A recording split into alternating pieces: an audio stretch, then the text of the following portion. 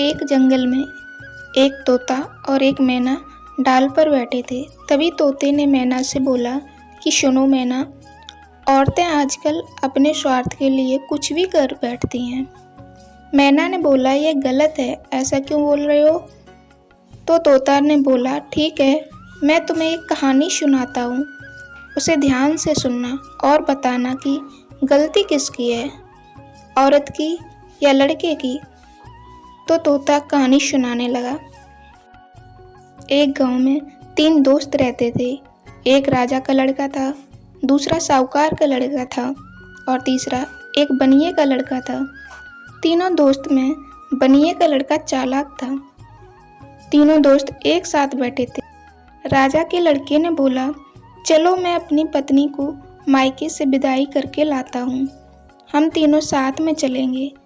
तो अगले दिन तीनों दोस्त साथ में राजा के लड़के के पत्नी को लेने के लिए चल दिए और कुछ समय बाद वह लड़की के गांव पहुंच गए। तो राजा के लड़के ने कहा, तुम लोग किसी होटल में रुक जाओ, मैं अपने ससुराल जाता हूं और कल सुबह पत्नी को लेकर आ जाऊंगा। यह बोलकर राजा का लड़का अपने ससुराल चला गया और दोनों दोस्त होटल की तलाश में जाने लगे। कुछ दूरी पर उन्हें पुराना मकान दिखाई दिया। लग रहा था यहाँ खाने की व्यवस्था है। वे दोनों उस मकान के पास गए। उस मकान के पास एक बूढ़ी औरत खड़ी थी और रो रही थी। वे दोनों उनके पास गए और पूछा कि हमें रात गुजारने के लिए एक कमरा चाहिए। बूढ़ी औरत ने कहा, यहाँ मत रुको, मौत का घर है। तो भी साहूकार का लड़का अंदर एक खूबसूरत लड़की को देखा और वह उस पर मोहित हो गया और उसने बनिए के लड़के से बोला कि हमें इस लड़की से मिलवा दो। बनिए के लड़के ने उस औरत से पूछा कि यह कौन है।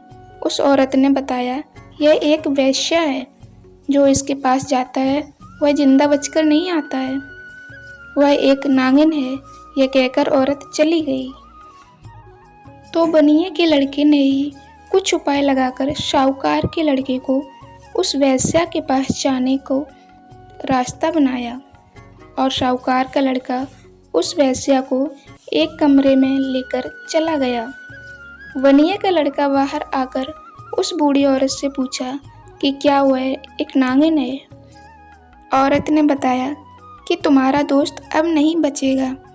यह बात सुनते ही बनिए का लड़का घबरा गया और अपना तलवार लेकर उस रूम में जा बैठा जहां दोनों लोग सो रहे थे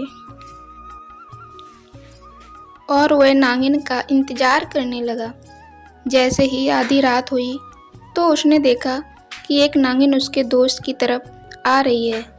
तो उसने बहुत चालाकी से उस नागिन को मार गिराया और पलंग के नीचे इसको ढक दिया और बाहर चला गया।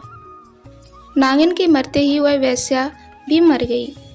बनिए का लड़का जैसे ही बाहर आया, उसने एक सुंदर औरत को जंगल की तरफ जाते देखा। तो उसने उस औरत का पीछा करने लगा और पीछे पीछे जंगल में पहुंच गया। उसने देखा कि औरत एक साधु के पास जाकर साधु को बताती है कि अब मैं तुम्हारे पास नहीं आ पाऊंगी, मेरे पति मुझे लेने के लिए आए हैं। तो साधु ने बोला कि इतने दिनों से मेरे पास आती रही और आज मुझे छोड़कर क्यों जा रही हो? साधु लड़की से ज़बरदस्ती करने लगा। ज़बरदस्ती में साधु को गुस्सा आया और लड़की का नाक काट दिया।